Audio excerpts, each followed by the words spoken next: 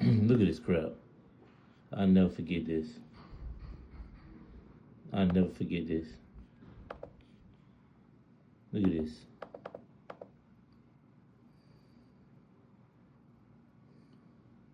29% APR. They want bi-weekly payments with money down. Look at this crap. APR 29%. It's trash. And they want bi-weekly payments. We'll take you out to 70 payments bi-weekly. 29% APR. I can't even do the math right now. I'm gonna do it though. This is ridiculous. This is how they treat you. This is how they treat you.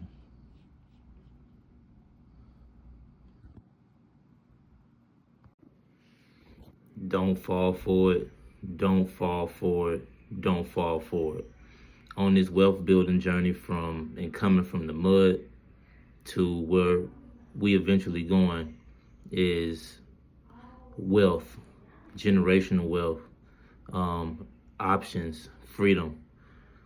There are a lot of things that's gonna come your way, and when you starting at the bottom and you don't have much and you don't qualify for much, this is how institutions treat you.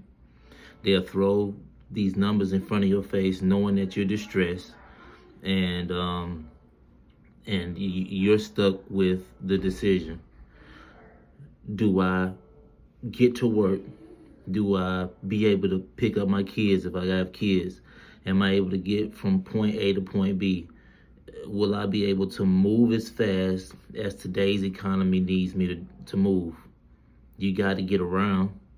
You know, you can exercise certain options like Uber and riding the bus. I did that, but eventually that runs its course. And your opportunity you got to be able to move. You got to be able to move to get the money. Even if you ride sharing or doing Instacart, something that I was doing once upon a time, or Uber, like you try to say, well, if I can get the wheels, then I can make the money happen. But these type of traps are ridiculous.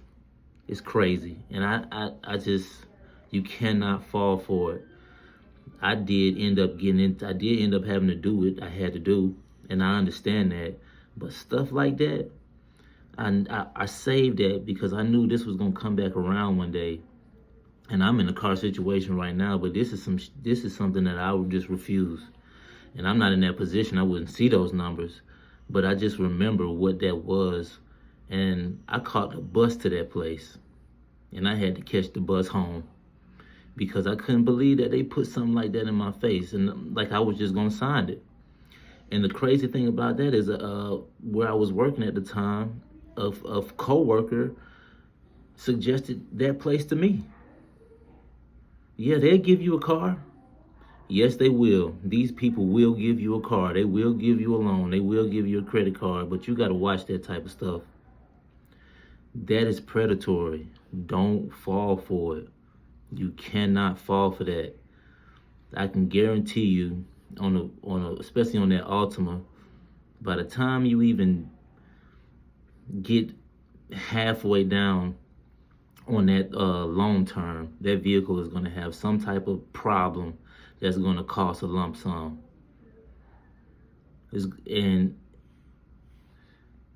you just going to be back at square one, where you're going to need some funding to fix the vehicle, a payment plan to fix the vehicle, a new vehicle, and it's just not a good deal. So, you know, most of us have grown out of this space, but if we find ourselves back in this space or know somebody that's in this space, you got to tell them, don't sign that record deal, man. That is crazy. 30% for a used vehicle, and they're going to push that paper in front of somebody who they know need. That's why they're there. They came there because they couldn't get a deal from a major dealer. So now they come to a used lot, and then the used lot pushes something like that in your face. I'm gonna give you a 10-year-old vehicle for with a payment plan of a 30% APR. That's crazy. Don't do it. Don't fall for it. There is a better option. You gotta find a better option. Once again, like I said, I had to do what I had to do. I did end up getting something, but I had an exit plan. You gotta pay consistently and refi out of that thing with a credit union or something. But though that type of deal is not made for you to, that's not made for you to survive that. That's predatory. That's made for you to, they're gonna repo that vehicle, or that vehicle is gonna fail before you end up paying the crazy interest rate on top of the ticket price of that vehicle. Don't do it. Don't fall for it. Stay focused. Keep that goal in mind.